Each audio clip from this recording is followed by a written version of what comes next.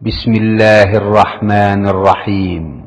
পরম করুণাময় ও অসীম দয়ালু আল্লাহর নামে শুরু।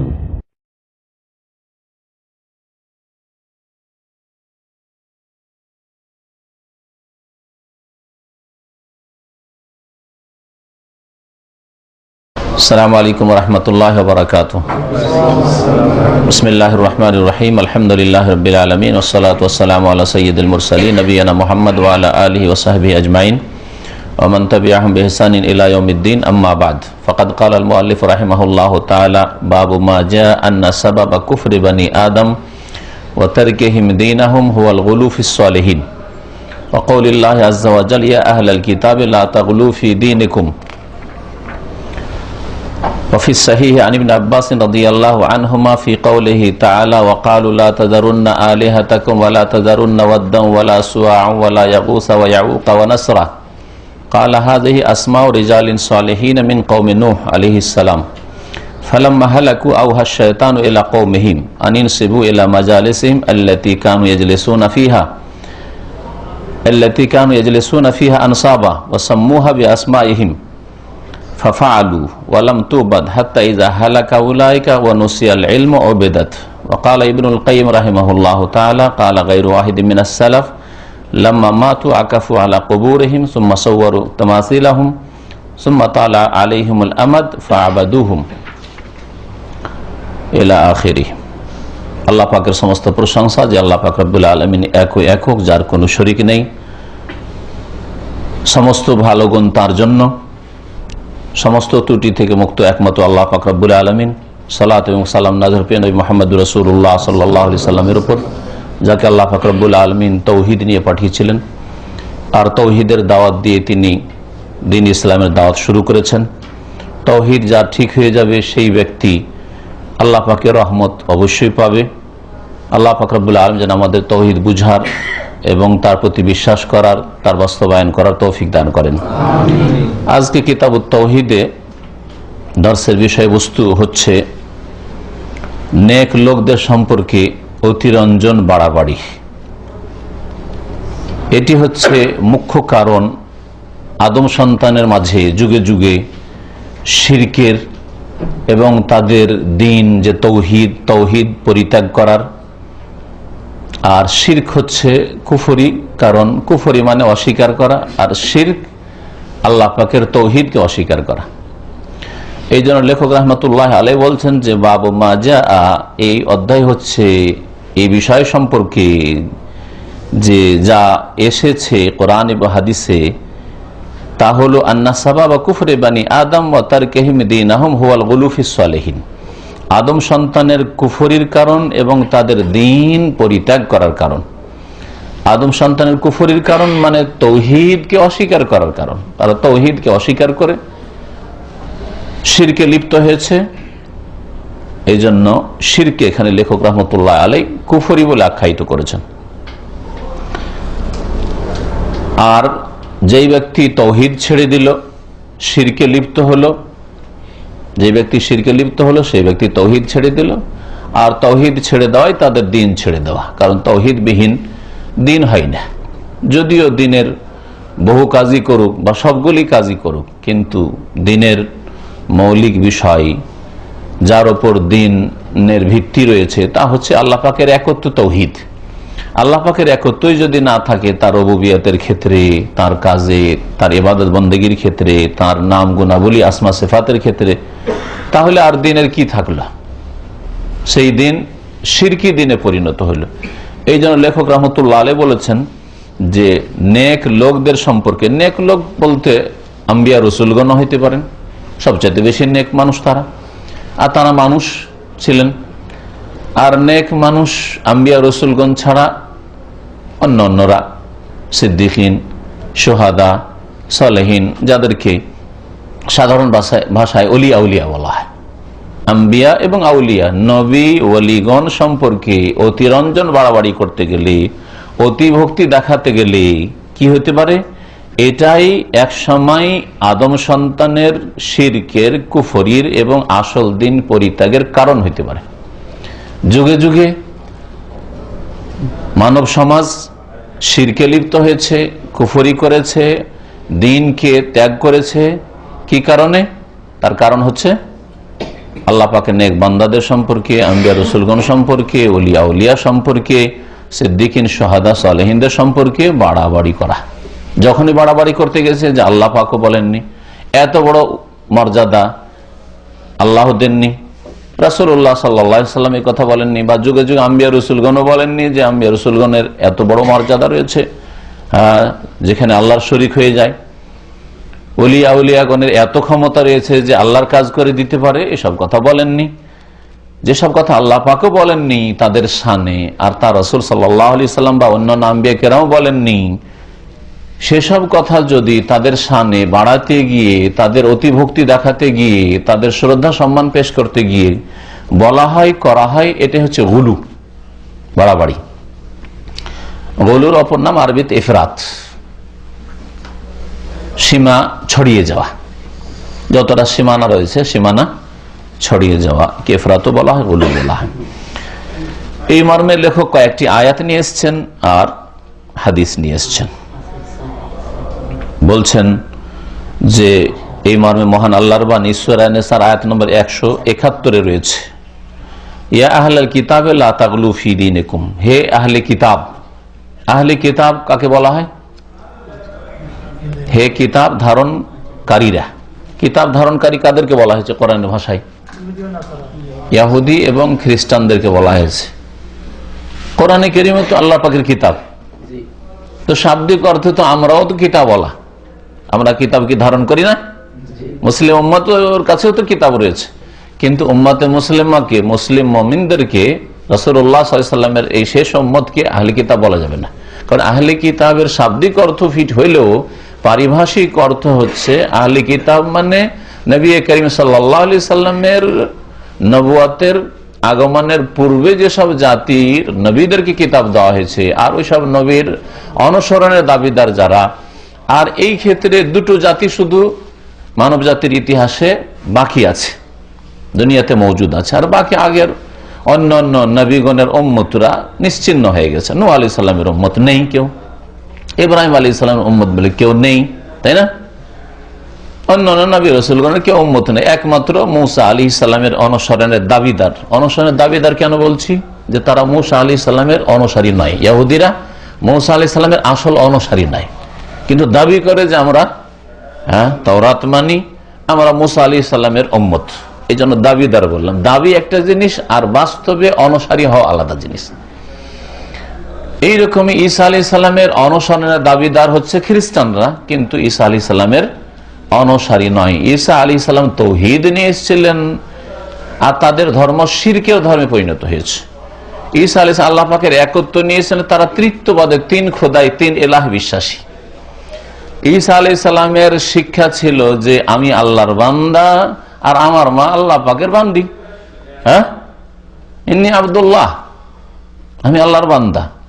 আর প্রচলিত খ্রিস্টান ধর্মের মৌলিক আকীদা হচ্ছে যে ঈসা আলাইহিস সালাম ইবনুল্লাহ, আব্দুল্লাহকে তারা ইবনুল্লাহ করে দিয়েছে, সান অফ গডকে না কি করে দিয়েছে তারা? স্লেভ অফ গডকে, মানে আল্লাহ পাকের খাদেম বান্দাকে কি করে দিয়েছে? সান অফ গড করে দিয়েছে। আব্দুল্লাহকে ইবনুল্লাহ বানিয়ে দিয়েছে। তো এই জন্য তাদেরকে বলবো যে তারা মুসা, ঈসা আলাইহিস সালামের অনুসরণের দাবিদার, ইহুদি নাসারারা। এদেরকে কোরআনে কারীমের ভাষায় আহলে কিতাব বলা হয়েছে। আরব মুশরিকরা, মক্কার মুশরিকরা, নবী করিম সাল্লাল্লাহু আলাইহি ওয়াসাল্লামের বংশধর কুরাইশ বা অন্যান্যরা, এরা ইহুদিও ছিল না, এরা খ্রিস্টানও ছিল না। এরা মূসা আলাইহিস সালামের দ্বীনেরও দাবিদার ছিল না, আর ঈসা আলাইহিস সালামের নিয়ে আসা দ্বীনের অনুসরণের দাবিদার ছিল না। এরা দোহাই দিত ইব্রাহিম আলাইহিস সালামের, যে আমরা ইব্রাহিম আলাইহিস সালামের ধর্মের ওপর আছি, আর ইব্রাহিম আলাইহিস সালাম এই দেবদেবীর পূজা করেছেন, আমরাও করি। কত বড় মিথ্যা কথা! যে ইব্রাহিম আলাইহিস সালাম মূর্তি ভেঙেছেন, বাপ তৈরি করে মূর্তি, আর জাতি পূজা করে মূর্তি পূজা, আর নিজে মূর্তি ভেঙেছেন, সে ইব্রাহিম আলাইহিস সালাম সম্পর্কে মিথ্যা অপবাদ দিয়েছিল যে এটা হচ্ছে ইব্রাহিমের ধর্ম। অথচ নবী করিম সাল্লাল্লাহু আলাইহি সাল্লামের জামানার মাত্র 300 বছর আগে মক্কায় শিরিক শুরু হয়েছে। 300 বছর আগে যদি জানতো কোনো শিরিক ছিল না, কোনো মূর্তি পূজা ছিল না মক্কাতে। এই 300 বছর ধরে এরা মূর্তির পূজারী হয়েছে। এদেরকে আল্লাহ পাক আহলে কিতাব বলেন, এদেরকে মুশরিক বলেছেন। কোরআনে কারিমে কয়েকটা জাতির কথা আল্লাহ পাক বর্ণনা করেছেন। এক হচ্ছে আহলে কিতাব ইহুদি নাসারাদের কথা, আর একটা হচ্ছে মুশরিকিন পৌত্তলিক যাদেরকে আল্লাহ বলেছেন মুশরিক, হ্যাঁ এদের কথা। হ্যাঁ ইয়া আইয়ুহাল্লাযীনা আমানু ইন্নামা মুশরিকুনা নাজাস, মুশরিক বলেছে আল্লাহ বহু আয়াতে মুশরিকিনদের কথা বলেছেন। মা কানা ইব্রাহিম ইয়াহুদিয়া ওয়ালা নাসরানিয়া, তো ইহুদি নাসারার কথা আল্লাহ বলেন।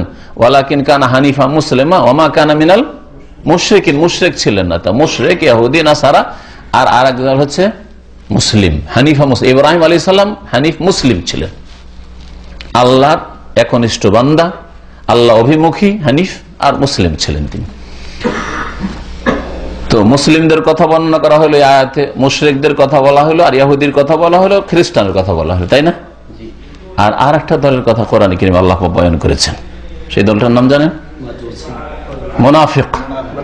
মুনাফিক, কপট মুনাফিক, একটা দল যুগে যুগে থেকেছে, থাকবে। মুনাফিকদের কথা আল্লাহ পাক রব্বুল সূরা বাকারার শুরুতেই যদি জানো মিনান নাস মান ইয়াকুলু আমান্না বিল্লাহ, এখান থেকে আল্লাহ পাক মুনাফিকদের বেশ কয়েকটা আয়াতে মুনাফিকদের কথা বলেছে। একটি সূরায় রয়েছে কোরআনে কারীমে সূরা মুনাফিকুন বলে। আর মাজুস এরা মুশরিকদের অন্তর্ভুক্ত। আগুনের পূজা করুক, আর দেবদেবীর পূজা করুক, আর কবর মাজারের পূজা করুক, আর গাছের পূজা করুক, আর নদী গঙ্গা যমুনার পূজা করুক, আর নীল ফোরাতের পূজা করুক, সবগুলি মুশরিক, সবগুলি মুশরিক। বুদ্ধিস্ট হোক, আর হিন্দু হোক, আর শিখ হোক, এগুলি সব হচ্ছে মুশরিক। এরা সব মুশরিক, এই নামের মধ্যে আসবে। এরা কিতাব ধারণকারী, আহলি কিতাব নয়। তাহলে মুশরিকদেরকে আহলি কিতাব আমরা বলবো না। আহলি কিতাব কাকে বলবো? ইহুদি এবং খ্রিস্টানদেরকে, কোরআনের ভাষায়। এটা হচ্ছে কোরআনের পরিভাষা।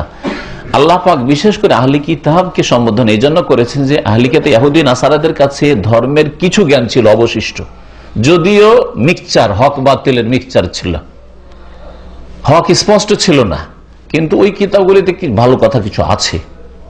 আল্লাহর যেহেতু কিতাব, নাজিল করা কিতাব, যদিও বিকৃতি ঘটিয়েছে মন মর্জি, কিন্তু তাতে অনেক ভালো কথা রয়েছে। বেশ কিছু দলিল প্রমাণ, ভবিষ্যৎবাণী নবী করিম সম্পর্কে, শেষ দিন সম্পর্কে এবং কোরআনে কারীম সম্পর্কে রয়েছে। তো আল্লাহ পাক রব্বুল আলামিন আহলে কিতাবদেরকে সম্বোধন করে বলেছেন। এতে সরাসরি আহলে কিতাবকে সম্বোধন করা হইলেও সমস্ত মানব জাতিকে সতর্ক করা হয়েছে যে আহলে কিতাবের চরিত্র তোমাদের মধ্যে যেন না আসে। সুতরাং এতে আমাদেরকেও, প্রত্যেক মুসলিমকে যেন বলা হয়েছে, দেখো আহলে কিতাবরা যে কাজগুলি করেছে তোমরা করবে না, ইহুদি নাসারা যেই গর্তে ঢুকেছে সেই গর্তে ঢুকবে না। নবী করিম সাল্লাল্লাহু আলাইহি সাল্লাম এই কঠোরভাবে সতর্ক করেছেন। কোরআনে কারীমে যেন সতর্ক করা হয়েছে। আল্লাহ বলছেন, ইয়া আহলাল কিতাব, হে আহলে কিতাব, হে ইহুদি খ্রিস্টানরা, লা তাগলু ফি দীনিকুম, তোমরা তোমাদের ধর্মীয় বিষয়ে বাড়াবাড়ি করিও না। ধর্মের ব্যাপারে তোমরা অতিরঞ্জন বাড়াবাড়ি করিও না।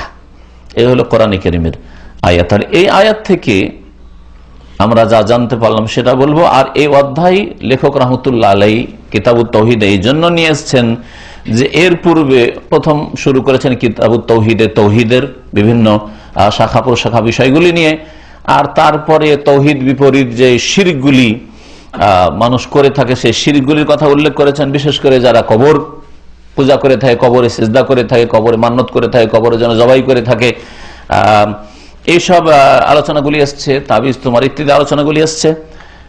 এই আলোচনার পরে লেখক কবর পূজা কেন হয়, কবরে কেন মানুষ তওয়াফ করতে যায়, কবরে কেন জবাই করতে যায়, কবরে ওরস কেন করতে যায়, নিজের বাপ মায়ের কবরে কেন ওরস করে না, নিজের বাপ মায়ের কবরকে কেন পাকা করেন না, নিজের বাপ মায়ের কবরে কেন ফুল চড়েন না, নিজের বাপ মায়ের কবরের উপরে কেন গম্বুজ বানাই না, আর ওই যাকে ওলি বলছে, যেটাকে কবর না বলে মাজার বলছে, ওকে পাকা করে ওর উপর তওয়াফ করা, চাদর চড়ানো, ওইসব কেন করছে বলেন তো? কেন? ভুল, বাড়াবাড়ি। বাপের কবর সম্পর্কে বাড়াবাড়ি করলো না, বাপের কবর কবরই থাকলো, কাঁচা কবরই থাকলো, ভেঙে পড়ে গেল, আর অলির কবর পাকা করলো, সাজালো, চাদর চড়াইলো, ফুল চড়াইলো, ওপরে গম্বুজ তৈরি করে দিল, তওয়াফ শুরু করলো, খাসি মুরগ জবাই করা শুরু করলো, ওরস লাগাইতে শুরু করলো, সবগুলি হচ্ছে গরু অতিরঞ্জন বাড়াবাড়ি। তো লেখক এখানে বোঝাতে চাইছেন যে এই যে কবর পূজা বিভিন্ন রূপে, মান্যতের আকারে হোক, আর জবাইয়ের আকারে হোক, আর সেজদার আকারে হোক, আর দোয়া ফরিয়াদের আকারে হোক, হ্যাঁ, উদ্ধার কামনার আকারে হোক, ছেলে মেয়ের বা রোগের আরোগ্য ইত্যাদি এসব তলব করা হোক, এই যে করে থাকে কবর মাজারে গিয়ে, এর কারণটা কি? বলছে এর কারণ হচ্ছে আসবাবু ফি যালিক, এর কারণ হচ্ছে লেখক সতর্ক করতে চাইছেন, দেখো এর কারণ থেকে সাবধান, লিয়াহযার ওয়া ইজতানাব ওয়া হুয়াল গুলু ফিস সালিহিন। নেক লোকদের সম্পর্কে বাড়াবাড়ি করিও না, নেক লোকদের সম্পর্কে বাড়াবাড়ি করে নেওয়া। বহু বাড়াবাড়ির দিক রয়েছে, তার মধ্যে একটা বাড়াবাড়ির দিক হচ্ছে যে কবরের নাম মাজার বলা, এটাই বাড়াবাড়ি। কবরের নাম রওজা বলা, এটাই বাড়াবাড়ি। বলু আপনার বাপ মা আল্লাহর পরে যার হক কোরআন এখানে বলছেন, নিজের বাপের মাজার তো বলেন আমার আব্বার মাজার, আমার মায়ের মাজার বলছেন না। আপনার উপর আল্লাহ পাকের পরে সবচেয়ে বড় ইহসান বলতে পারেন যে বাপ মায়ের রয়েছে, আপনার অস্তিত্বের মূল, হ্যাঁ, আপনার দুনিয়া আসার উপায় কারণ বাপ মা। সে বাপ মায়ের কবরকে তো মাজার বললেন না, কিন্তু জিলানি চিশতির কবর মাজার, হ্যাঁ, শাহজালাল মাজার, আটরসি মাজার, বাড়াবাড়ি করলেন না? তাহলে মাজার নামটাতে বাড়াবাড়ি করলেন, ওরসে লাগালেন বাড়াবাড়ি করলেন, চাদর চড়েন বাড়াবাড়ি করলেন, কবর পাকা করলেন বাড়াবাড়ি করলেন, হ্যাঁ, সবগুলি বাড়াবাড়ি, গুলু গুলু। এই বাড়াবাড়িগুলি হচ্ছে শিরক আর কুফরির কারণ। আর আসল দিন পরিত্যাগ করে নিজের দিনকে তালাক দিয়ে অন্য জায়গায় চলে গেল, শিরকের ধর্মে চলে গেল। তো গুলু বাড়াবাড়ি করতে গিয়ে মানব জাতি যুগে যুগে শিরকে লিপ্ত হয়েছে। লেখক এ কথা বলতে চেয়েছেন এই অধ্যায় থেকে বা এই আয়াত থেকে যা জানতে পারলাম যে কোন ব্যক্তি হোক অথবা কোন কর্ম হোক, ব্যক্তির ক্ষেত্রে হোক আর আমল কর্মের ক্ষেত্রে হোক, শরীয়তে বাড়াবাড়ি নিষেধ। আল্লাহ বলছেন তোমাদের ধর্মের ক্ষেত্রে বাড়াবাড়ি করিও না। আর ধর্মীয় ব্যক্তি সম্পর্কে বাড়াবাড়ি করবেন না। এখন একজন আলেমের দিন সেজন্য পায়ে চুমা দেবেন, বাড়াবাড়ি। শ্রদ্ধা ছিল যে সালাম দেন, অন্তর থেকে মহব্বত করেন, মুসাফা করেন, দীর্ঘদিন পরে দেখা সাক্ষাৎ হচ্ছে, সফর থেকে গেছেন, মুআনাকা করেন, ইত্যাদি ইত্যাদি। ভালো মানুষদেরকে ভালোবাসেন, কিন্তু পায়ে চুমা দেবেন, এইগুলো বাড়াবাড়ি হলো। এইভাবে যে কোনো শিরক আর বিদআতের কারণই হচ্ছে বাড়াবাড়ি। ধর্মের ক্ষেত্রে মানে ধর্মীয় ব্যক্তিদের ক্ষেত্রে হইতে পারে, অথবা ধর্মীয় কাজের ক্ষেত্রে বাড়াবাড়ি। ধর্মীয় কাজের ক্ষেত্রে বাড়াবাড়ি হচ্ছে বহু রকমের। তার মধ্যে যেসব আমলগুলি শরীয়তে নেই সেগুলিকে নেকির কাজ মনে করে করা বাড়াবাড়ি। আল্লাহ পাক রব্বুল উদাহরণস্বরূপ দুটো ঈদ দিলেন, ঈদ উল ফিতর, ঈদ উল আজহা, আপনি 3 ঈদ করলেন, ঈদ এ মিলাদুন নবী, যেগুলো বাড়াবাড়ি করলেন আপনি। আল্লাহ পাক রব্বুল আলামিন আপনাকে ফরজ নামাজের পরে সুন্নতের রাতেবা দিলেন, বিতর দিলেন, তাহাজ্জুদ দিলেন, ইশরাক দোহা দিলেন, হ্যাঁ, আর দোহার নাম আওয়াবিন। আপনি মাগরিব এশার মাঝখানে একটা আওয়াবিন বাড়ালেন, এটা কোন বাড়াবাড়ি করলেন? আওয়াবিন নামাজ মাগরিব এশার মাঝখানে কোন হাদিস আছে বলেন তো দেখি? আল্লাহ পাক রব্বুল আলামিন তার রাসূল সাল্লাল্লাহু আলাইহি সাল্লাম দুরূদ দিলেন, দুরূদ ইব্রাহিমী, অথবা নবী করিম সাল্লাল্লাহু আলাইহি ওয়াসাল্লাম নাম আসলে সাল্লাল্লাহু আলাইহি ওয়াসাল্লাম। আপনি দুরূদের তাজ বাড়াইলেন, দুরূদে মাহি, তোনাজ্জিনা, আর কত কি বাড়াইলেন আপনি, হ্যাঁ। আল্লাহ পাক কোরআনে কারীমে ইউনূস আলাইহিস সালামের দোয়া দিয়েছেন, ওর পরিমাণ নির্ধারণ করেননি। হ্যাঁ, আপনার বালা মুসিবত এসছে, ইচ্ছা মতো পড়ে যান, যতটা হয় পড়ে যান, বিনা অঙ্ক কষার কোনো প্রয়োজন করেন না। না, খতমে ইউনূস নাম দিলেন, সোয়া লাখবার পড়তে হবে মজলিসে, তা বাড়াবাড়ি করলেন আপনি, সুতরাং আপনি বিদআতে লিপ্ত হলেন। তো বাড়াবাড়ির প্রথম যেটা পরিণতি, সেটা কমের পক্ষে বিদআতে লিপ্ত হবে। যে অতিরঞ্জন বাড়াবাড়ি করবে ধর্মীয় ব্যক্তি সম্পর্কে অথবা ধর্মীয় কাজকর্ম আমল সম্পর্কে, সে বিদআতে লিপ্ত হবে। আর এই বিদআত ধীরে ধীরে কি করে? মানুষকে শিরকে লিপ্ত করে। সে কবর মাজারের ক্ষেত্রে হোক, আর জীবিত ব্যক্তির ক্ষেত্রে হোক, মৃত ব্যক্তির ক্ষেত্রে হোক, অথবা যে কোনো আমলের ক্ষেত্রে হোক, বাড়াবাড়ি করলেই মানুষ কি হয়? গুমরাহ হয়, ধর্মের নামে গুমরাহ হয়। আর ধর্মের নামে যারা গুমরাহ হয়, হয় শিরককারী না হয় বিদআতকারী। শিরককারী না হয় বিদআতকারী। এরই অন্তর্ভুক্ত হচ্ছে যে জিহাদের নাম ব্যবহার করে মুসলিমদের খুন করা। হ্যাঁ, কাফের সম্পর্কে তো কখনো চিন্তা করার সময় হলো না, মুসলিমকে খুন করা শুরু করলো। দেশের মুসলিম, হ্যাঁ, মানবরচিত বিধান, ঢাল হার সব কাফের, মারো, যেখানে সেখানে বম্ব ব্লাস্টিং করা।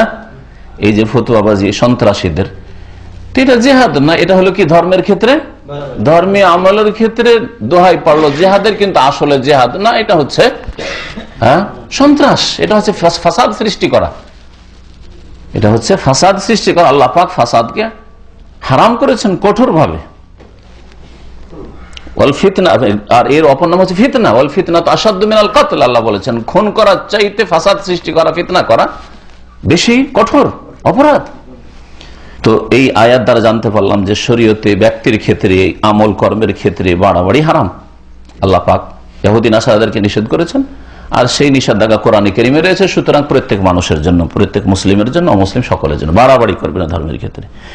এতে ইহুদি নাসারাদের খণ্ডন রয়েছে। আর এইরকমই যারা ওদের অনুসারী ব্যক্তির ক্ষেত্রে, কর্মের ক্ষেত্রে, ধর্মের ক্ষেত্রে বাড়াবাড়ি করে, এদের খণ্ডন রয়েছে যে বাড়াবাড়ি ইসলামের নেই, কোন স্থান নেই বাড়াবাড়ি। কোরআনে বা হাদিসে যতটা আছে ততটা, যেখানে থামতে বলা হয়েছে থেমে যাও, ওমা আতাকুমুর রাসূল ফাখুযু, যা দেওয়া হয়েছে নাও, হ্যাঁ থামতে বলা হয়েছে থেমে যাও। এ কথা চলবে না যে কোথায় নিষেধ আছে। এটা বিদাতীরা একটা অস্ত্র হিসেবে ব্যবহার করে, দলিল হিসাবে, যে কোথায় নিষেধ আছে। এর উত্তর বলবেন যে 6 ওয়াক্ত নামাজ পড়তে কোথায় নিষেধ আছে? দিনে 6 বার আজান দিতে কোথায় নিষেধ আছে? 5 বার আজান দিয়ে 5 ওয়াক্ত নামাজ পড়ছেন, আমি যদি 10 ওয়াক্ত পড়ি কোথায় নিষেধ আছে? হ্যাঁ নিষেধ আছে কি? হ্যাঁ, তো নিষেধ আছে কোথায়, এই অজুহাত চলবে না। কারণ এটা হচ্ছে বিদআতের রাস্তা। আসল হচ্ছে যে নবী করিম সাল্লাল্লাহু আলাইহি ওয়াসাল্লাম নেকির কোন রাস্তা বাদ দেননি, যতটা আল্লাহ অনুমতি দিয়েছেন। সুতরাং নবী সাল্লাল্লাহু আলাইহি ওয়াসাল্লাম করেছেন কিনা এটা নেকি হিসাবে এটা দেখতে হবে, এই না যে নিষেধ করেছেন কিনা। এটা চলবে না ইবাদতের ক্ষেত্রে। এতে সতর্ক করা হয়েছে শিরক থেকে, এবং শিরকের কারণ, মাধ্যম, যেসব কারণে শিরক পয়দা হয় সেগুলি থেকে সাবধান। আল্লাহ যে কোনো গুনার ক্ষেত্রে, গুনাহ যে রাস্তা দিয়ে গুনাহে যেতে পারেন সেই রাস্তায় বন্ধ করতে বলেছেন। এই জন্য আল্লাহ শুধু বলেন জেনা করিও না, ওয়ালা তাকরাবুজ জিনা, জেনার কাছে যেও না, ঠিক না, জেনার কাছে যেও না। ওই রকমই শিরক করিও না, নয় শিরকের কাছেও যেও না। যেই রাস্তায় চললে শিরকের আশঙ্কা আছে, যেই রাস্তায় চললে শিরকের আশঙ্কা আছে। যারা শিরকি আলোচনা করে, শিরকি আলোচনা শুনেন, তাহলে শিরকের কাছে গেলেন আপনি। যেখানে শিরক হয় সেখানে তামাশা দেখতে গেলেন, দেখতে গিয়ে ধোকা খেয়ে যেতেন। আমি তো মূর্খ মানুষ, কিছু বুঝি না, এত বড় বড় দাড়ি দেখলাম, আর এই যে লেবাস পোশাক, তারা এসে কবরে চেষ্টা করছে, মাজারে চেষ্টা করছে, না পেলে এমনি আসে, তারা বুঝে না। আপনার মতো লোক সেখানে গিয়ে শিরকে লিপ্ত হইতে পারে, শিরকের কাছে চলে গেলেন। কখনো বলবেন না যে আমি কবরে মাজারে যাচ্ছি, ওরসে যাচ্ছি, তামাশা দেখার জন্য কি করে না। বাড়াবাড়ি করার কারণে মানব জাতির প্রথম ইতিহাসে শিরক শুরু হয়েছে। আদম আলাইহিস সালামের পরে দীর্ঘকাল পর্যন্ত সমস্ত মানব জাতি এক ধর্মের উপর ছিল। সেই ধর্মের মৌলিক বিষয় ছিল তৌহিদ। তৌহিদ হারা হয়নি, কোন শিরক পয়দা হয়নি। তাহলে মানব জাতির আসল হচ্ছে তৌহিদ, আল্লাহর একত্ব। আল্লাহ একক, তার কোনো শরিক নেই। এই ধর্মের উপর যুগ যুগ ধরে ছিল। তারপরে প্রথম যে শিরক শুরু হয় তার ঘটনা আব্দুল্লাহ বিন আব্বাস রাদিয়াল্লাহু তাআলা আনহু বর্ণনা করেছেন, যা ইমাম বুখারী রাহমাতুল্লাহ আলাইহি তার সহিহ কিতাবে উল্লেখ করেছেন। ফিস সহিহ, সহিহ বুখারীতে রয়েছে আব্দুল্লাহ বিন আব্বাস রাদিয়াল্লাহু আনহু থেকে বর্ণিত, ফি কওলিহি তাআলা, আল্লাহ পাকের এই বাণীর তাফসীরে, ওয়াকালু লা তাযারুন্না আলিহাতাকুম, নূহ আলাইহিস সালামের জাতি যারা প্রথম মূর্তি পূজায় শিরকে লিপ্ত হয়েছিল, তারা বলেছিল নিজের জাতিকে অসৎ পরামর্শ দিয়ে যে নূহের কথা শুনবে না। ওয়াকালু, তারা বলেছিল, লা তাযারুন্না আলিহাতাকুম, তোমাদের দেব দেবীকে ছাড়বে না। আলিহা, ইলাহনে জমা হচ্ছে আলিহা, তোমাদের দেব দেবী উপাস্যগুলিকে ছাড়বে না, কখনো ছাড়বে না এই নূহের কথা। ওয়ালা তাযারুন্না ওয়াদ্দা, আর বিশেষ করে এগুলি হচ্ছে আরো গুরুত্বপূর্ণ আমাদের উপাস্য মাবুদ দেবদেবী। ওয়াদ নামক দেবকে ছাড়িও না, ওয়ালা সোয়া, সোয়া নামক দেবকে ছাড়িও না, ওয়ালা ইয়াগুস, ইয়াগুসকেও ছাড়িও না, আর ইয়াউককেও ছাড়িও না, আর নাসরকেও ছাড়িও না। এগুলি সেই যুগের বড় বড় নেক লোক, যাদেরকে আজকালকার ভাষায় বলা হয় ওলি আউলিয়া। হ্যাঁ, ওলি আউলিয়া লোক ছিল, ভালো মানুষ ছিল। এরা যখন মারা যায় ধীরে ধীরে শিরক শুরু হয়। কেমন ভাবে শুরু হয় আমার ভাষায় না শুনে সাহাবী আব্দুল্লাহ বিন আব্বাস রাদিয়াল্লাহু তাআলা আনহুমার ভাষায় শুনেন। তিনি বলছেন, হাযিহি আসমাউ রিজালিন সালিহিন মিন কওমে নূহ আলাইহিস সালাম, এগুলি হচ্ছে নূহ আলাইহিস সালামের জাতির নেক লোক, ওলি আউলিয়াদের নাম। ওয়াদ, সোয়া, ইয়াগুস, ইয়াউক, নাসর, বিশেষ করে 5 জনের কথা বলা হয়েছে। আর তার আগে বলা হয়েছে আমভাবে যে কোন দেবদেবীকে ছাড়বে না, যা করে যাচ্ছ করে যাও। কি হয়েছিল? বলছে ফালাম্মা হালাকু, যখন এরা মারা গেল। আরবি ভাষায় হালাকা মানে ইন্তেকাল করা, আর বাংলা উর্দু ভাষাতে হালাক মানে মনে করে যে হালাক মানে কোন গজব আযাবে যদি কেউ ধ্বংস হয় তাহলে হালাক বলা। এটা অজ্ঞতাও বা অর্থ জ্ঞান সম্পর্কে অভাবের কারণে। আসলে আরবি ভাষায় হালাক মানে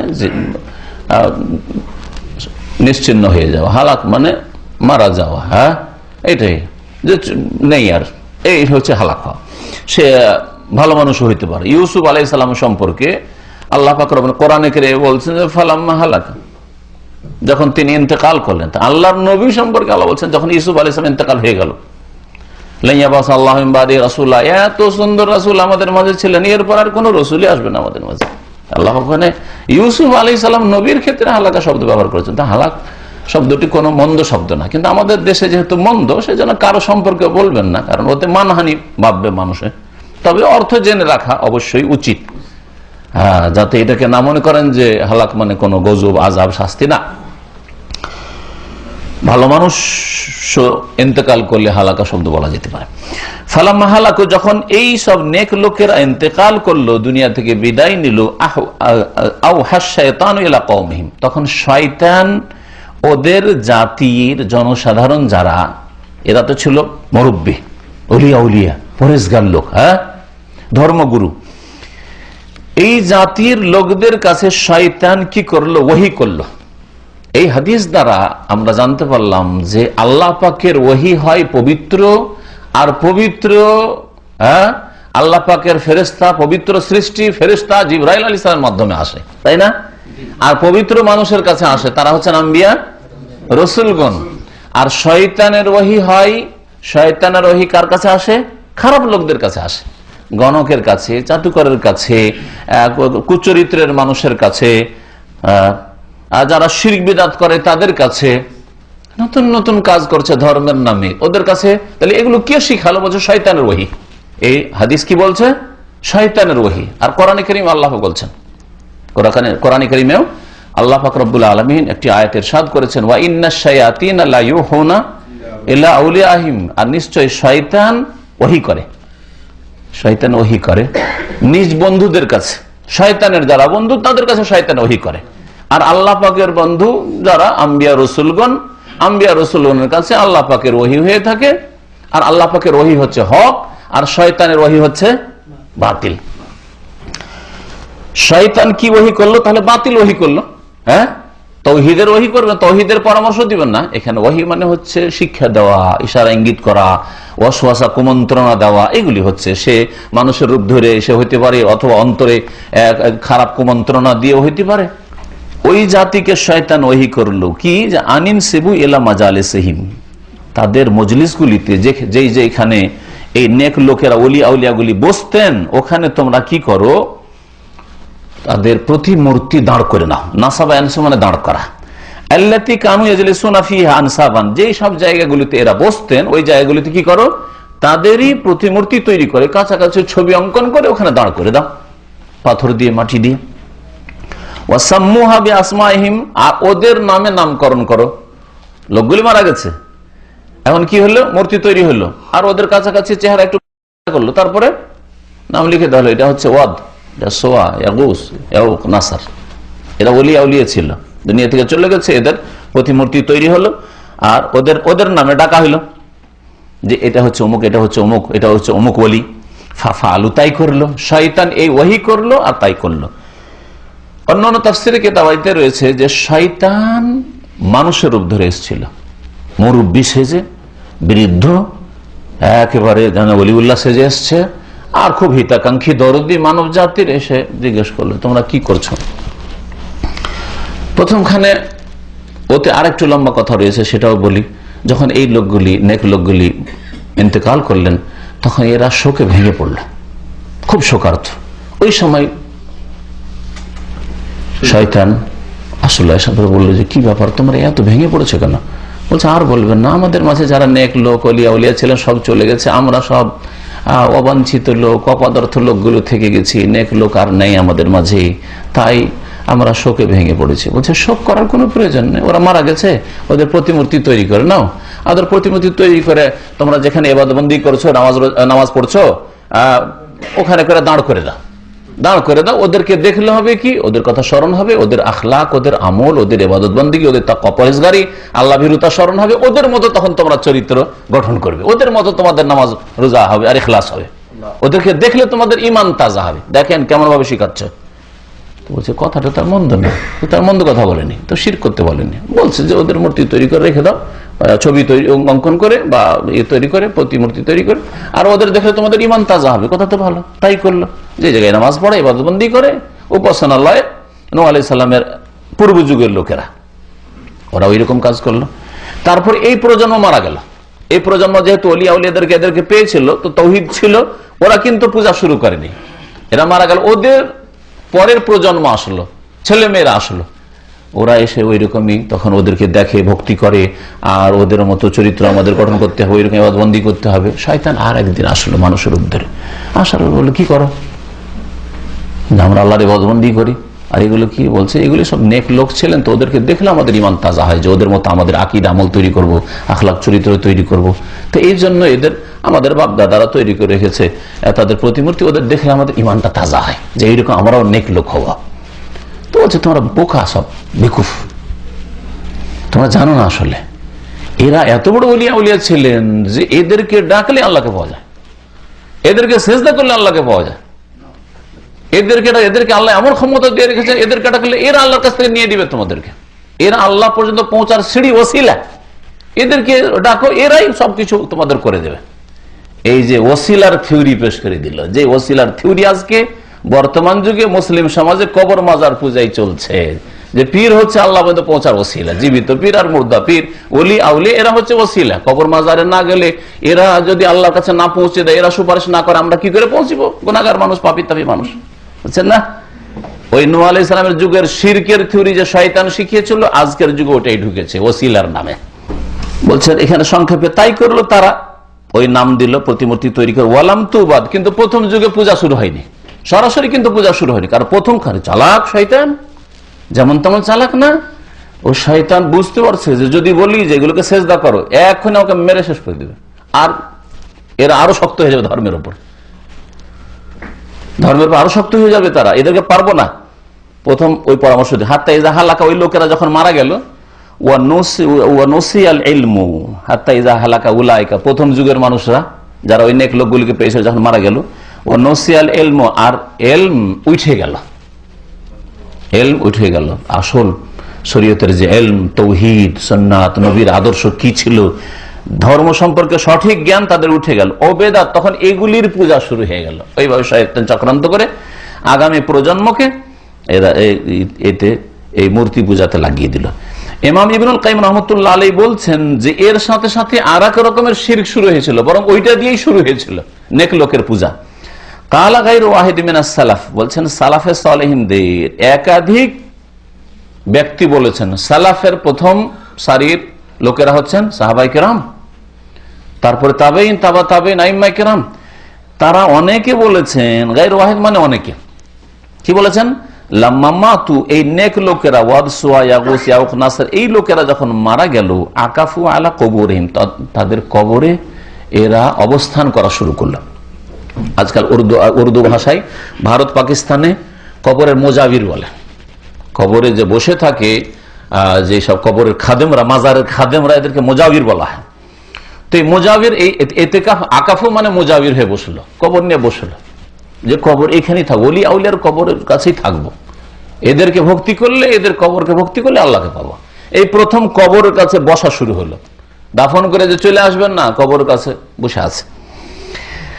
এই কবরে এরা যখন মুজাবির হইতে শুরু হইলো, অবস্থান করা শুরু করলো, সুম্মা সাওয়ারু তামাসিলাহুম, তারপরে আর এক রকমের শিরক শুরু হলো। এক তো কবর পূজা শুরু হলো, কবরে অবস্থান করা, আর তখন মনে করা যে এইখান থেকে আমরা ফাইজ পাবো, বরকত পাবো, যা ফাইজের ভাষায় আজকাল মুসলিম সমাজের শিরকে রয়েছে। এদের ছবি অঙ্কন করলো, প্রতিমূর্তি তৈরি করলো।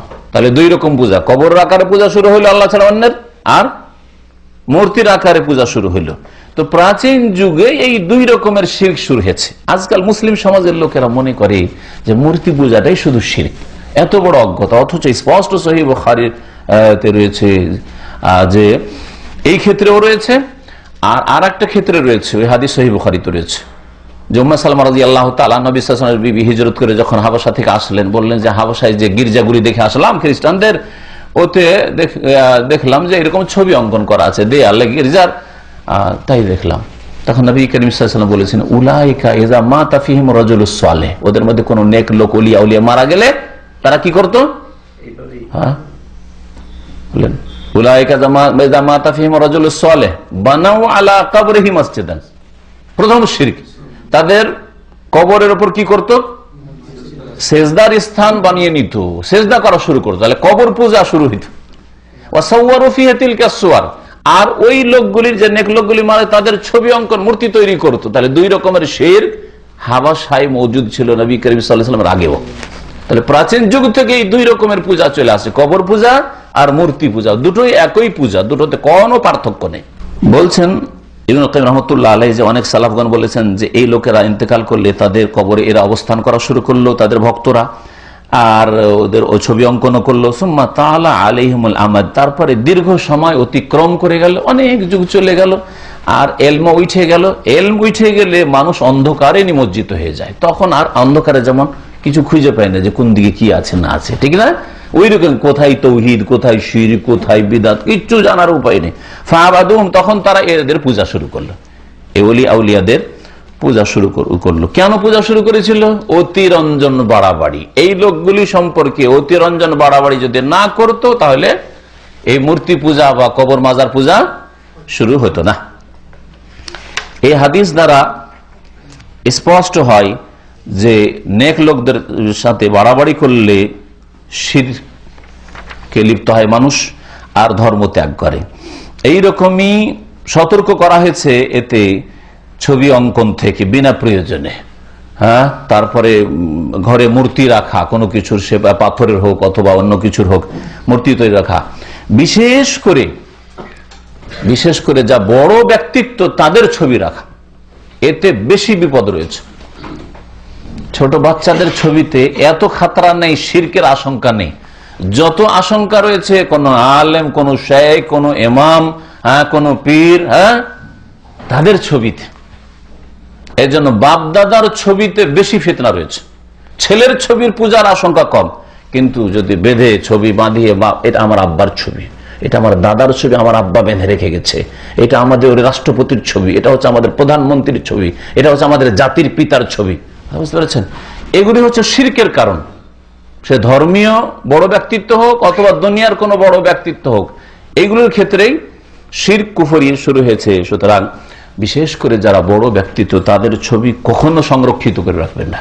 এটা ধীরে ধীরে অতিভক্তি, আমাদের শেখের ওস্তাদের ছবি, তো স্বাভাবিক ওস্তাদের সাথে মহব্বত, তো ছবির সাথে মহব্বত, হ্যাঁ, পীর সাহেবের সাথে মহব্বত, পীর সাহেবের ছবির সাথে মহব্বত।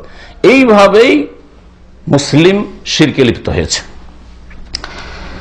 সতর্ক করা হয়েছে এই হাদিসে শয়তানের চক্রান্ত থেকে। শয়তান কিভাবে চক্রান্ত করলো নূহ আলাইহিস সালামের জাতির সাথে আর শিরকে লিপ্ত করলো, সতর্ক করা হয়েছে যে শয়তান বাতিলকে সুন্দর করে সাজিয়ে পেশ করে। যায়্যানা লাহুমুশ শাইতানু আমালুহুম, আল্লাহ কোরআনে বলেছেন। শয়তান কিন্তু বাতিলকে মন্দকে মন্দ করে পেশ করে না, ভালো করে পেশ করে, যাতে করে আপনি গ্রহণ করেন। খুব চালাক শয়তান।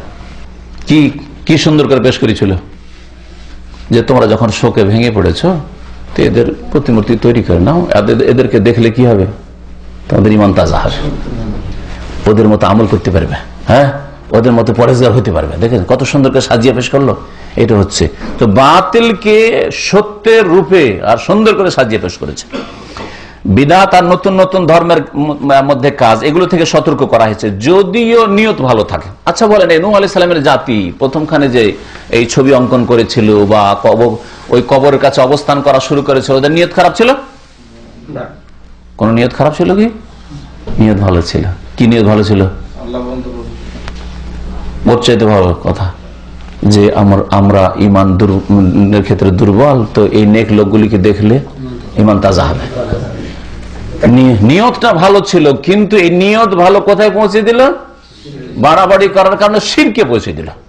তো নিয়ত ভালো থাকলেই যে নেকি পাবেন বা সওয়াবের কাজ হবে, কখনো না। নিয়ত ভালো মিলাদিদের, যে 12 রবিউল, সারা বছর তো নবীকে স্মরণ করতে পারছি না, একটা দিন তো নবীর মহব্বত পেশ করি, হ্যাঁ, একটা দিন তো নবীকে স্মরণ করি, নিয়ত ভালো, কিন্তু নিয়ত ভালো হলেই নেকি পাবে না, বরং যেহেতু বাড়াবাড়ি করলো সেই জন্য গুমরাহি পাবে, হেদায়েত পাবে না। তারপর ধর্মের নামে যারা কোনো কাজ করে, বাতিল কাজ করলে সেটাকে বাতিল মনে করে না, সেজন্য তওবার তৌফিক হয় না। বিদআতের কুপ্রভাব হচ্ছে এটা, যেহেতু ধর্মের নামে হচ্ছে নেকির আশায় সেজন্য কেউ তওবা করবে না। কিন্তু চুরি মিথ্যা, আপনি কখনো এটা মিথ্যাকে হালাল মনে করে বা কোনো সওয়াবের কাজ মনে করে মিথ্যা বলেন না, তাই না? চুরি করলেও চোর বুঝে যে খারাপ কাজ করছে, সেই জন্য দ্রুত তওবার সম্ভাবনা রয়েছে। কিন্তু যে বিদআত করে নেকির আশায় করছি, এত নেকি পাবো, এরা নেকি থেকে বঞ্চিত, এর নবীর সাথে শত্রুতা রাখে আর আমরা মহব্বত রাখি, তাই না? আমরা ওলিয়া উলিয়াকে মহব্বত করি, এই জন্য আমরা ওরস লাগাই, এরা যায় না ওরসে, মানে এরা ওলিয়া উলিয়ার সাথে দুশ্মনী রাখে, তাই না? তাহলে কি করে তওবার তৌফিক হবে? এই জন্য কবর মাজার পূজা ছাড়া তৌফিক হয় না অধিকাংশ লোকের। এগুলি হচ্ছে শিরকের মাধ্যম, যেগুলি থেকে বেঁচে থাকা ফরজ।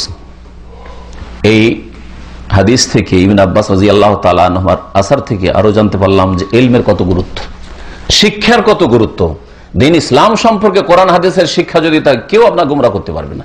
এই লোকদের যতদিন ইলম ছিল গুমরাহ করতে পারেনি, কিন্তু আগামী প্রজন্ম যখন আসলো, ওয়ানসিয়াল ইলম, কিছুই জানে না ধর্ম সম্পর্কে, ওই আল খাল্লা পড়ে যখন আসলো ওই শয়তান আর বললো যে কি করছো, আরে এরাই তো দিতে পারে তোমাদেরকে, তোমাদের বাপ দাদারা এদের কাছে পেত, শুরু করে দিল পূজা।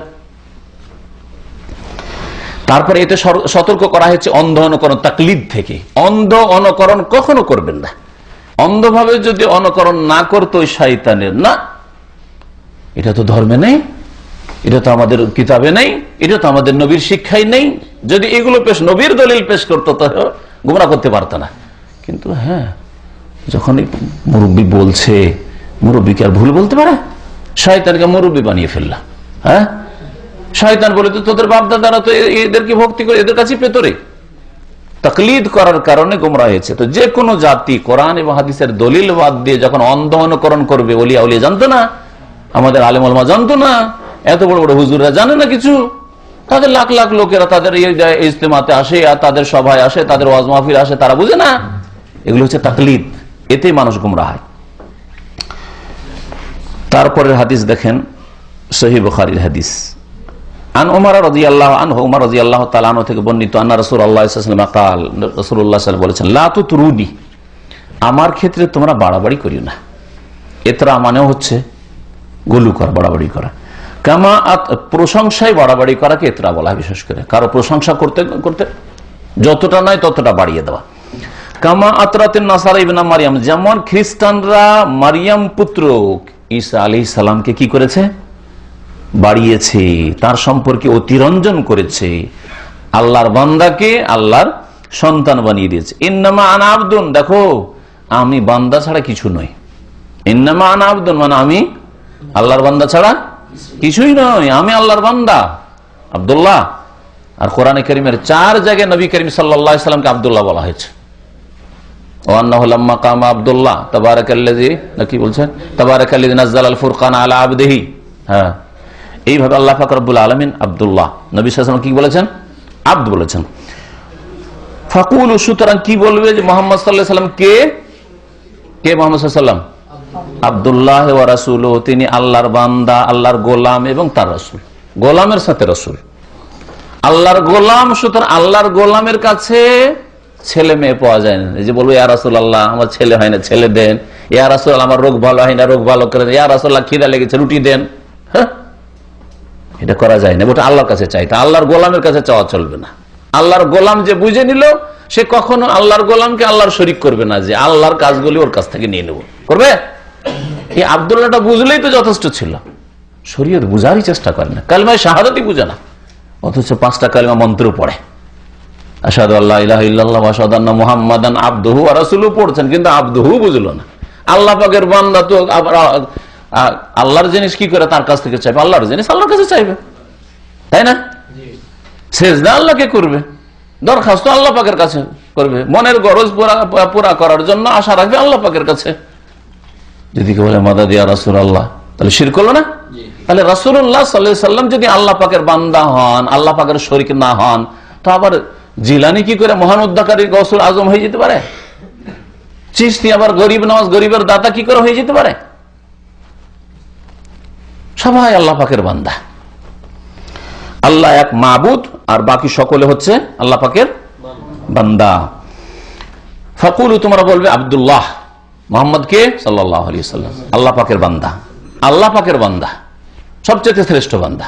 কিন্তু আল্লাহ পাকের ক্ষমতা তিনি রাখেন না, একটিও কোনো ক্ষমতা রাখেন না। যদি রাখতেন তাহলে তার দাঁত শহীদ হইতো না, তার মাথা আহত হইতো না ওহুদে। হ্যাঁ, তিনি নিরাশ হয়ে তায়েফ থেকে ফিরে আসতেন না। হ্যাঁ, তার একটা ছেলে সন্তান রাখতে পারলেন না, এটা হইতো না। ছেলে সন্তান কে এমন আছে যে রাখতে পারবো রাখবো না? আছে কেউ নাকি? নবী সাল্লাল্লাহু আলাইহি সাল্লামের ছেলে সন্তান জন্মালো কিন্তু রাখতে পেরেছেন? এই জন্যই রাখতে পারেননি যে এতে তাওহীদের শিক্ষা দেওয়া হয়েছে, যেটা আল্লাহ পাকের ক্ষমতা, আমার ক্ষমতায় নেই রাখা। আর তার সাথে সাথে তিনি আল্লাহ পাকের রসুল, তোমাদের মতো বান্দা নন, তিনি আল্লাহ পাকের রসুল। রসুল মানে কি? রসুল মানে দূত। সুতরাং দূতের কাজ কি? রাষ্ট্রদূতের কাজ কি? সৌদি আরবের রাষ্ট্রদূত বাংলাদেশে বসে আছে, তার কাজ কি? তার কাজ হচ্ছে বাংলাদেশের উদ্দেশ্যে সৌদি আরবের কোন যদি আদান প্রদান খবর দিতে হয়, সংবাদ মেসেজ পৌঁছায়, তাই পৌঁছাবেন তিনি, আর অন্য কারো মাধ্যমে চলবে না, ঠিক না? কূটনৈতিক বিষয় তার উপর নির্ভরশীল, যা কিছু পৌঁছাবে ওখান থেকে আবার কোনো খোঁজ খবর, কোনো দাবি দেবো, এখানেও তিনি পৌঁছাবেন, ঠিক কিনা? রাসূল, রাসূলকে দূত বলা হয়। তো মুহাম্মদ সাল্লাল্লাহু আলাইহি ওয়াসাল্লাম রাসূল মানে আল্লাহ পাক কেমন ইবাদত চান, কেমন আকীদা চান, কেমন আখলাক চান, আল্লাহ পাক কোনটা হালাল হারাম করেছেন, কোনটা সুন্নাত, কোনটা বিদআত, এটা কার মাধ্যমে জানতে হবে? একমাত্র মুহাম্মদ সাল্লাল্লাহু আলাইহি ওয়াসাল্লামের মাধ্যমে জানতে হবে। আপনি বললেন যে মুহাম্মদ সাল্লাল্লাহু আলাইহি ওয়াসাল্লামের যুগে চিশতিয়া সাবেরিয়া তরিকা ছিল না, কাদেরিয়া ছিল না, কিন্তু এটা খুব শর্টকাট তরিকা। তাহলে রসুল কোথায় বললেন আপনি মুহাম্মদ সাল্লাল্লাহু আলাইহি ওয়াসাল্লামকে? আপনার রসুল তো আর কেউ? তাহলে চিন্তা করেন আপনি যে আপনি নবী সাল্লাল্লাহু আলাইহি ওয়াসাল্লামের কাছে তরিকা নিলেন না, আর কারো কাছে নেই, তো রসুল তাহলে নবীকে কোথায় মানলেন আপনি? যেই ব্যক্তি এই দুটো শব্দকে ভালো করে বুঝা গেল যে মুহাম্মদ সাল্লাল্লাহু আলাইহি ওয়াসাল্লাম আল্লাহ পাকের বান্দা, সুতরাং তার কাছে কিছু চাওয়া পাওয়ার নেই। হ্যাঁ, তার মাধ্যমে আল্লাহ আমাদেরকে হেদায়েত করেছেন, কিন্তু তার কাছ থেকে কিছু চাইবো পাইবো, এইটা শিরকি আকীদা। তার কাছেই যদি কিছু চাওয়া পাওয়ার নেই, তাহলে আর জিলানী চিশতি অমুক তমুকের কাছে আর কি পাওয়া যেতে পারে? আর তার সাথে সাথে রসুলটাকে যদি বুঝে নাই, তাহলে শরীয়ত মুহাম্মদ সাল্লাল্লাহু আলাইহি ওয়াসাল্লাম মাধ্যম ছাড়া কারো কাছে নেবে না। নামাজও যেমন নেবে রসুলের নামাজ, আর কারো নামাজ পড়বে না। রোজা, যাকাত, হজ, দান, খায়রাত, জিকির, আজকার, দুরুদ সবকিছুই কার কাছে নেবে? রাসূলুল্লাহ সাল্লাল্লাহু আলাইহি ওয়াসাল্লামের কাছে। এই হচ্ছে রাসূলের অর্থ। এই হাদিসটা সম্পর্কে লেখক বলছেন আখরাজাহু, এই হাদিসটি ইমাম বুখারী, মুসলিম বর্ণনা করেছেন, কিন্তু গবেষকরা বলেছেন হাদিসটি সহিহ মুসলিমে নেই, বরং এটা হয়তো তার ভ্রম হয়ে গেছে রাহিমাহুল্লাহ। এটা শুধু সহিহ বুখারীতে রয়েছে আর মুসনাদ আহমদে রয়েছে। এই হাদিস দ্বারা স্পষ্ট বুঝতে পারলাম যে নবী সাল্লাল্লাহু আলাইহি ওয়াসাল্লামের ক্ষেত্রেও বাড়াবাড়ি নিষেধ আল্লাহ পাক করেছেন, তাই না? বরং নবী স্বয়ং করছেন, সবাই স্বয়ং নিষেধ করছেন। বাড়াবাড়ি নবীকে নবীর বান্দা হওয়া থেকে বাড়িয়ে আল্লাহ পাকের কোন গুণ দিয়ে দেওয়া, এটা হচ্ছে বাড়াবাড়ি। এছাড়াও এমন কোন বৈশিষ্ট্য যা নবীর মধ্যে নেই, কোরআন হাদিসে নেই, তা দিয়ে দেওয়া, এটাও বাড়াবাড়ি। যেমন নবী নূরের পয়দা, এটা হচ্ছে অতিরঞ্জন বাড়াবাড়ি। নবী সাল্লাল্লাহু আলাইহি ওয়াসাল্লাম স্বয়ং নিষেধ করেছেন, আমার ক্ষেত্রে বাড়াবাড়ি করিও না, যেখানে আল্লাহ রেখেছেন সেখানে রাখো।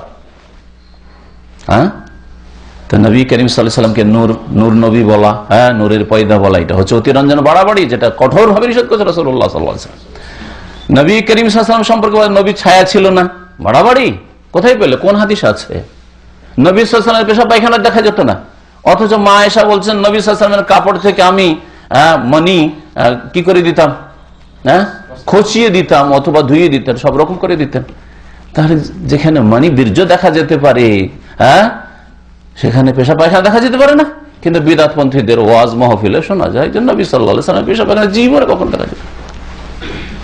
আস্তাগফিরুল্লাহ। নবী করিম সাল্লাল্লাহু আলাইহি ওয়াসাল্লামের রক্ত পান করলে জাহান্নাম হারাম হয়ে গেল, জি, এগুলো বাড়াবাড়ি। রক্ত, যে কোনো রক্তই হোক, রক্ত পান করলে জান্নাত পাওয়া যাবে আর জাহান্নাম হারাম হয়ে যাবে, এইরকম দলিল কোরআন হাদিসে কোথাও নেই। এটাও সতর্ক করা হয়েছে যে যতই নেক লোক হোক, সবচেয়ে নেক মানুষ রাসূলুল্লাহ সাল্লাল্লাহু আলাইহি ওয়াসাল্লাম, কিন্তু বাড়াবাড়ি নিষেধ করা হয়েছে। এবং বাড়াবাড়ি করা কাফেরদের, খ্রিস্টানদের কাজ। খ্রিস্টানরা ঈসা আলাইহিস সালামকে নিয়ে বাড়াবাড়ি করেছে, তাদের সাদৃশ্যতা, আর যে সাদৃশ্যতা অবলম্বন করে বিজাতিদের সাথে, তাদের দলে উঠবে, তাদের দলে শামিল হবে। মান তাশাব্বাহা বিকওমিন ফাহুয়া মিনহুম। রাসূলুল্লাহ সাল্লাল্লাহু আলাইহি ওয়াসাল্লামের আরেকটি হাদিস বলছেন, ইয়াকুমাল গুলু, সাবধান, নিজেকে বাঁচিয়ে রাখো তোমরা অতিরঞ্জন বাড়াবাড়ি থেকে। ইয়াকুম মানে ইত্তাকু, তোমরা। জান্নাবু আনফুসাকুম, নিজেদেরকে বাঁচিয়ে রাখো, ওয়াল গুলু, বাড়াবাড়ি থেকে, ফাইন্নামা আহলাকা মান কানা ক্বাবলাকুম আল গুলু, কেন বাড়াবাড়ি করবেন না? আর বাড়াবাড়ি ধর্মের ক্ষেত্রে বাড়াবাড়ি নিষেধ করা হয়েছে। দুনিয়ার ক্ষেত্রে বাড়াবাড়ি মানে আপনার বাপ ছিল চাষি, আপনি হয়ে যান ডাক্তার, ইঞ্জিনিয়ার, হ্যাঁ, বেড়ে গেলেন, এগুলো নিষেধ করা হয়নি। দিনের ক্ষেত্রে, কোরআন হাদিসে দিনের ক্ষেত্রে বলা হয়েছে তোমরা বাড়াবাড়ি করিও না, মানে ধর্মীয় ব্যাপারে, ধর্মীয় ব্যক্তির ক্ষেত্রে, ধর্মীয় বিষয়ে, ধর্মীয় আকীদার ক্ষেত্রে, ইবাদতের ক্ষেত্রে, হালাল হারামের ক্ষেত্রে, করণীয় বর্জনের ক্ষেত্রে বাড়াবাড়ি করিও না। ইয়াকুমাল গুলু, সাবধান তোমরা বাড়াবাড়ি থেকে। কেন? বাড়াবাড়ি করে কোন জাতি কল্যাণ পায়নি, বড় ধ্বংস হয়েছে দুনিয়াতে আখিরাতে। ফাইন্নামা আহলাকা মান কানা ক্বাবলাকুম আল গুলু, কারণ তোমাদের পূর্ববর্তী জাতিদেরকে ধ্বংস করেছে বাড়াবাড়িতে। বাড়াবাড়ি তাদেরকে ধ্বংস করেছে তাদের দুনিয়া। যেমন দুনিয়াতে যখন তারা বাড়াবাড়ি করে শিরকে লিপ্ত হয়েছে, তখন আল্লাহ পাকের গজব নেমেছে, ধ্বংস হয়েছে বহু জাতি। আদ সম্প্রদায় শিরকের কারণে বাড়াবাড়ির জন্য ধ্বংস হয়েছে, সামুদ সম্প্রদায় বাড়াবাড়ি করে ধ্বংস হয়েছে। লূত আলাইহিস সালামের জাতি, যেই জাতি শিরকের সাথে সাথে আরো অশ্লীলতার পাপ করতে বাড়াবাড়ি করেছে। স্ত্রী আল্লাহ পাক, মেয়েদেরকে আল্লাহ পাক তাদের জন্য সৃষ্টি করেছেন না, পুরুষের কাছে যাবে, বাড়াবাড়ি করেছে। শিরক কুফরির বাড়াবাড়ির সাথে আল্লাহ পাক তাদেরকে ধ্বংস করেছেন। তাহলে দুনিয়াতেও ধ্বংস করেছেন আল্লাহ পাক বহু জাতিকে বাড়াবাড়ি করার কারণে, তাই না? আবু জাহাল, আবু লাহাব, এই কাফের কুরাইশদেরকে ধ্বংস করে নিশ্চিহ্ন করেছেন বাড়াবাড়ির জন্য, তাই না? আবরাহাকে আল্লাহ ধ্বংস করেছেন বাড়াবাড়ি করার জন্য। হ্যাঁ, এইভাবে যে কোনো জাতির ওপর আল্লাহ পাকের দুনিয়ার আযাব গজব এসেছে কিসের জন্য? বাড়াবাড়ি করার কারণে। আর আখিরাতে ধ্বংস হয়েছে, মানে আখিরাতে কুফরির অবস্থায় মারা গেছে, শিরকের অবস্থায় মারা গেছে, চিরকালের জাহান্নামী, কোনোদিন জাহান্নাম থেকে বেরোবে না। তো ওই দিক থেকেও ধ্বংস তারা। এই হচ্ছে এই হাদিসের অর্থ। এই হাদিস দ্বারা জানতে পারলাম যে বাড়াবাড়ি নিষেধ করা হয়েছে এবং বাড়াবাড়ির কুপরিণাম এখানে উল্লেখ করা হয়েছে, যে বাড়াবাড়ি দিয়ে মানুষ কল্যাণ পায় না, সুখী হয় না, ভবিষ্যৎ উজ্জ্বল হয় না। কি হয়? ভবিষ্যৎ অন্ধকার হয়, কারণ দুনিয়াতেও ধ্বংস হয় বাড়াবাড়ি করলে, আর আখিরাতেও ধ্বংস হয়। এতে এটা শিক্ষা দেওয়া হয়েছে যে দেখো, আগের জাতি থেকে তোমরা শিখো। আর জ্ঞানী ব্যক্তি সম্পর্কে আরবি ভাষা একটা প্রবাদ রয়েছে যে আল আকিলু মান ওয়াইজা বিগাইরিহি, জ্ঞানী ওই ব্যক্তি যে অন্যকে দেখলে শিখে নেয়। হ্যাঁ, নিজে ভুক্তভোগী হবে তখন শিখবে নাই, জ্ঞানীকে যে অন্যকে দেখলেই শিখে নেয়। এর একটা উদাহরণ দিতে হলে বুঝতে পারবেন। আপনি থানার পাশ দিয়ে যাচ্ছেন, আর একটা চোরকে পুলিশে খুব পিটুনি দিচ্ছে, বুঝছেন? দেখলেন আপনি দৃশ্যটা, কি শিখলেন? চুরি করবো না, চুরি করলে আমাকে এরকম আর খেতে হবে। তো আকেল জ্ঞানী ওই ব্যক্তি যে ব্যক্তি অন্যকে দেখে শিখে নেয়, বুঝছেন না? অন্যকে দেখলে শিখে নেয়। তো এইখানে জ্ঞানী ব্যক্তি মুশরিকদের বাড়াবাড়ি কর, ধর্মের নামে বাড়াবাড়ির জন্য আল্লাহ পাক ধ্বংস করেছেন বিভিন্ন জাতিকে, ওদেরকে দেখে শিখে যে আমরা শিরিক করবো না। ইহুদি নাসারাদের উপর আল্লাহ পাকের গজব হয়েছে কিসের জন্য? বাড়াবাড়ির জন্য। আমরা বাড়াবাড়ি করবো না মুসলিম। অন্যকে দেখে শিখে নিলেই আপনি জ্ঞানী, যাতে ওই ভুলগুলি আপনাদের দ্বারা না হয়। নবী করিম সাল্লাল্লাহু আলাইহি ওয়াসাল্লাম কত আগ্রহী ছিলেন নিজের উম্মতকে শিরক থেকে মুক্ত করার ক্ষেত্রে, যে সাবধান, ইয়াকুল গুলু, বাড়াবাড়ি করিও না, বাড়াবাড়ি করে আগের জাতি ধ্বংস হয়েছে, তোমরা ধ্বংস হইও না। কত হিতাকাঙ্ক্ষী ছিলেন তাহলে। বিল মুমিনিনা রাউফুর রহিম আজিজুন আলাইহি মা আনিতুম, বড়ই কষ্ট লাগে নবী করিম সাল্লাল্লাহু আলাইহি ওয়াসাল্লামকে, তোমাদের কষ্ট হইলে তোমরা দুনিয়াতে আল্লাহ পাকের গজব তোমাদের উপর আসবে, আখিরাতে চিরকাল জাহান্নামে যাবে, নবীর শাফাআত পাবে না, হজে কাউসারের পানি পাবে না, শিরক বিদআত করে মারা গেলে। নবী করিম সাল্লাল্লাহু আলাইহি ওয়াসাল্লাম এই জন্য সতর্ক করেছেন বাড়াবাড়ি থেকে। এতে উৎসাহিত করা হয়েছে মধ্যম পন্থা অবলম্বন করে। মধ্যপন্থা হচ্ছে যে দিন ইসলাম পালনে ঘাটতি করবেন না, আর বাড়াবাড়ি করবেন না। শুধু একটা না যে বাড়াবাড়ি করলেন এদিকে 5 ওয়াক্ত নামাজও নেই। যেমন ফাসেক লোকেরা আমাদের মুসলিম সমাজে, যারা কবর মাজারে গিয়ে শিরকও করে না আর নামাজও পড়ে না, হ্যাঁ, আর এক গর্তে পড়ে আছে, জাহান্নামের আর এক গর্তে, ধ্বংসের আর এক গর্তে পড়ে আছে। আর ইসলাম হচ্ছে মধ্যপন্থা। আল্লাহ পাক যা দিয়েছেন পালন, 5 ওয়াক্ত নামাজে 4 কখনো করবেন না, জামাত ছাড়বেন না কখনো, রোজায় ঘাটতি করবেন না, জাকাতে ঘাটতি করবেন না, হজ আল্লাহ ফরজ করে সৌদি আরবে হজ না করে যাবেন না, এবং দ্রুত হজ আদায় করবেন, কখনো হারাম কাবিরা করবেন না। তাহলে ঘাটতি রাখলেন না, আপনার দিনে কোনো ঘাটতি নেই, ফরজ অজেব তরক করেন না, আপনি হারাম নাজায়েজ কাজ করেন না, হ্যাঁ, তাফরিত নেই আপনার মধ্যে। একদিকে ইফরাত বাড়াবাড়ি, আর একদিকে ঘাটতি, তফরিত যেন না থাকে। আর আরেকদিকে বাড়াবাড়ি যেন না থাকে, যে ধর্ম করতে করতে গিয়ে শিরক বিদআতে লিপ্ত হয়ে গেলেন, ওটাও যেন না থাকে মাঝখানে। আর সব সময় হকটা, সত্যটা মাঝখানে থাকে, সত্যটা মাঝখানে থাকে, আর বাতিল দুই দিকে থাকে। জি, শয়তান দুই দিক থেকে ডাকতে থাকে। শয়তান রাস্তার দুই পাশে, দিন ইসলামের সিরাতে মুস্তাকিমের দুই পাশে দাঁড়িয়ে ডাকতে থাকে যে এসো, এদিকে আসো, এদিকে, তাল তাল করতে থাকে শয়তান। এটা হচ্ছে শয়তানের কাজ। তো দিন ইসলামের ফরজ ওয়াজিব ঘটিয়ে শয়তানকে সুযোগ দেবেন না, আর শিরক বিদআত করে শয়তানকে সুযোগ দেবেন না। এটাই হচ্ছে আল্লাহ পাকের শিক্ষা। রাসূলুল্লাহ সাল্লাল্লাহু আলাইহি ওয়াসাল্লাম এই মধ্যম পন্থা অবলম্বন করতে বলেছেন, আর এই উম্মতকে এজন্য উম্মতে ওয়াসাত বলা হয়েছে, মধ্যমপন্থী উম্মত বলা হয়েছে। সৎ লোকদের সম্পর্কে বাড়াবাড়ি করলে মানুষ শিরকে লিপ্ত হয়, এটাও জানতে পারেন। নবী কারীম সাল্লাল্লাহু আলাইহি ওয়াসাল্লাম কত ভয় করেছেন উম্মতের ক্ষেত্রে যেন শিরকে লিপ্ত না হয়। আর একটি হাদিস দিয়ে আমাদের আলোচনা শেষ হবে। সহিহ মুসলিমে রয়েছে, আব্দুল্লাহ বিন মাসউদ রাদিয়াল্লাহু তাআলা আনহু থেকে বর্ণিত, আন্না রাসূলুল্লাহ সাল্লাল্লাহু আলাইহি ওয়াসাল্লাম রাসূলুল্লাহ সাল্লাল্লাহু আলাইহি ওয়াসাল্লাম বলেছেন, হালাকাল মুতানাত্তিউন, কট্টরপন্থী বা বাড়াবাড়িকারীরা ধ্বংস হয়েছে। তানাত্তু মানে কঠোরতা, বাড়াবাড়ি করা। তো মোতানাত্তিউন মানে যারা বাড়াবাড়ি করে, অতিরঞ্জন করে, কট্টরপন্থী। কট্টরপন্থী কাকে বলবেন? যে দিন পুরোপুরি পালন করে তাকে না, এটা বেদিন লোকেরা বলে থাকে। 5 ওয়াক্ত যদি নামাজ পড়ি, দাড়িটা যদি ফুল রাখি, আর যদি টাকনার উপর কাপড় রাখি, তো ইসলামের শত্রু মুনাফিকগুলো, মুসলিম সমাজের বেদিনগুলো, আর ইসলামের বাইরের শত্রু এরা কি বলে? এরা হচ্ছে কি কট্টরপন্থী। এটা ইহুদি নাসারাদের শিখিয়ে দেওয়া, মুসলিম সমাজের মুনাফিকরা শিখেছে, বেদিনরা শিখেছে। যার ফলে ধার্মিক লোকদেরকে কট্টরপন্থী বলে না। ধার্মিক লোক কট্টরপন্থী হয় না, আমরা কেউ কট্টরপন্থী না। কট্টরপন্থী কারা?